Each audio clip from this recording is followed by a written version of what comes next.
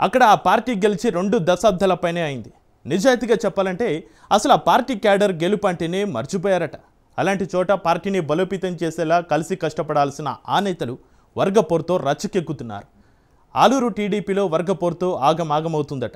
అసలు పార్టీలో ఏం జరుగుతుందనే టెన్షన్ మొదలైందట తెలుగు తమ్ముళ్లలో. టీడీపీ నేతలు ఎవరికి వారే వర్గాలుగా విడిపోయి గడవలకు దిగుతుండడం అధిష్టానానికి తలనొప్పిగా మారిందట. పెద్ద నేతల మధ్యనే ఉక్కపోత ఎక్కువైందట. కూటమిలోని పార్టీల రచ్చతో పెద్దలకు కొరకరాని కొయ్యలా మారారట. నేతల మధ్య నువ్వా నేనా అన్న తరహాలో వారు నడుస్తుండడంతో క్యాడర్ అయోమయానికి గురవుతుందట.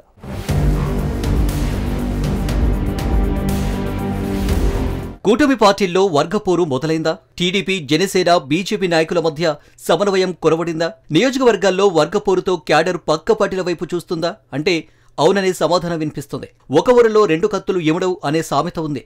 మరి ఒక ఊరిలో 3 కత్తులు ఎలా ఇమడగలవు అనేది బలంగా వినిపిస్తున్న ప్రశ్న. కలిసిగట్టిగా పనిచేసి పట్టు సాధించాల్సిన తెలుగు తమ్ముళ్లు దుమ్ముగా కుమ్ములాడుకుంటున్నారట. ఈ రచ్చ ఇప్పుడు పీక్స్ కు చేరిందని చెప్పుకుంటున్నారు. వరుసగా పార్టీ ఇక్కడ అన్నిసార్లు ఎందుకు ఓడిపోతుందంటే అందరిది ఒకటే ఆన్సర్: అంతర్గత కొమ్ములాటల వల్లే. ఓటమనే సమాధానం. మొత్తంగా ఆలూరు నియోజకవర్గం టీడీపీ అధిష్టానానికి తలనొప్పిగా మారిందని పొలిటికల్ వర్గాల్లో టాక్. ఉమ్మడి కర్నూలు జిల్లా ఆలూరు రాజకీయం ఎప్పుడూ హాట్ టాపిక్ గా మారుతూనే ఉంటుంది. నేతల మధ్య విభేదాలు, ఒకరికొకరు సహకారం అందించుకోకపోవడం ఇక్కడ సర్వసాధారణంగా మారింది.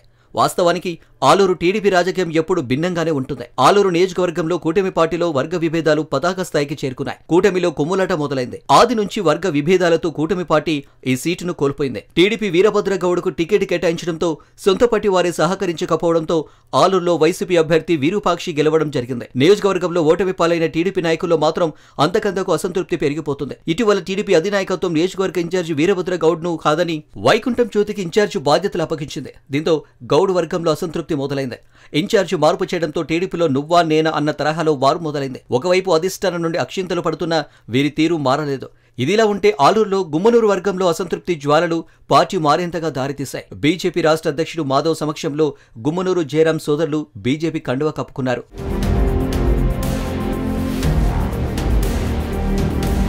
అసలే వర్గపోరు.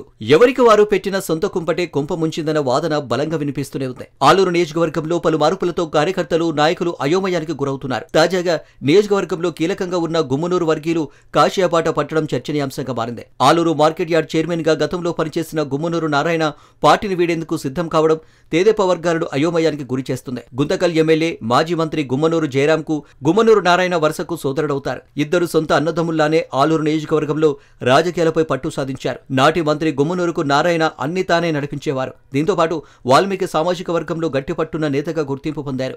గుమ్మనూరు తెదేపాలో చేరిన సమయంలోనే నారాయణ కూడా అదే బాటలో నడిచారు.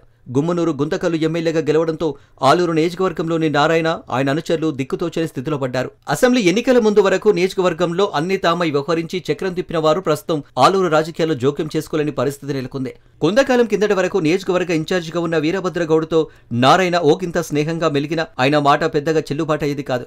గుమ్మనూరు అండదండలతో తాము తెదేపా నేతనని, తన మాట కూడా అధికారులు వినాలన్న ధోరణిలో గుమ్మనూరు నారాయణ ఆలూరు నియోజకవర్గంలోని యంత్రాంగంపై ఒత్తిడి తెచ్చేవారు.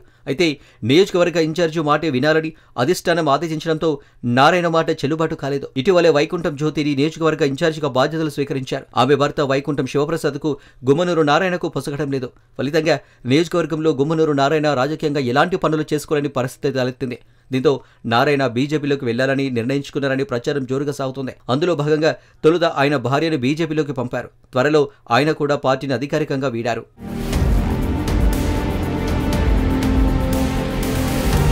గుమ్మనూరు నారాయణ ఇటీవల జరిగిన చిప్పగిరి లక్ష్మీనారాయణ హత్య కేసులో 43 రోజులు జైల్లో ఉండాల్సి వచ్చింది. దీంతో పాటు నెలన్నర కిందట పోలీసులు ఆయనపై రౌడీ షీట్ కూడా తెరిచారు. దీంతో ఆయన తీవ్ర మనస్తాపానికి గురైనట్లు తెలుస్తుంది. వాస్తవానికి నారాయణ గతంలో జనసేనలో చేరాలని భావించారు. విషయం తెలిసిన తెదేపా పెద్దలు నారాయణను అమరావతికి పిలిపించి మాట్లాడారు. దీంతో ఆయన పార్టీ మారాలన్న యోచనను విరమించుకున్నారు. ఇటీవల పార్టీ సభ్యత్వాలు చేయించిన ఆయా కార్డులను కూడా పంచకుండా అడ్డుకున్నట్టు సమాచారం. దీంతో పాటు గుమ్మనూరు నారాయణ స్వగ్రామంలో సైతం ఆయన మాటకు ప్రాధాన్యం దక్కని పరిస్థితి తలెత్తింది. ఆయా పరిణామాలే పార్టీ వీడేందుకు కారణమని తెలుస్తుంది.